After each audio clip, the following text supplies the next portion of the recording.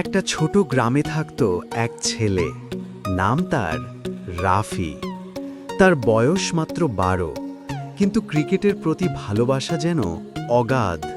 পুরনো ছেঁড়া ব্যাট, ফাঁকা বল আর একজোড়া টায়ারের স্টাম্প, এই ছিল তার ক্রিকেট জগৎ।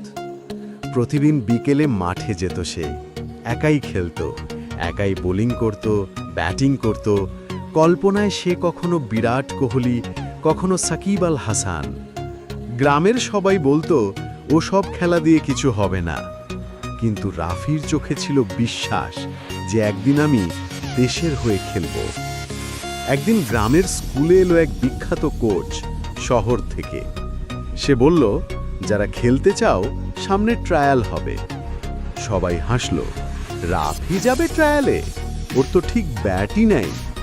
রাফি মুচকি হাসল, ছেঁড়া ব্যাটটা হাতে নিল আর বলল, ব্যাট ছেঁড়া হতে পারে, স্বপ্ন নয়। ট্রায়ালের দিন সবাই আধুনিক জার্সি, দামি ব্যাট নিয়ে এলো, আর রাফি এলো তার পুরনো ব্যাট আর এক জোড়া ছেঁড়া জুতো পরে। কোচ তাকে দেখে অবাক। সে বলল, তুমি কি খেলতে পারো? রাফি বলল, একবার দেখুন সাহেব। সে ব্যাট ধরল আর প্রথম বলেই মারল বিশাল ছক্কা। তারপর একের পর এক শট।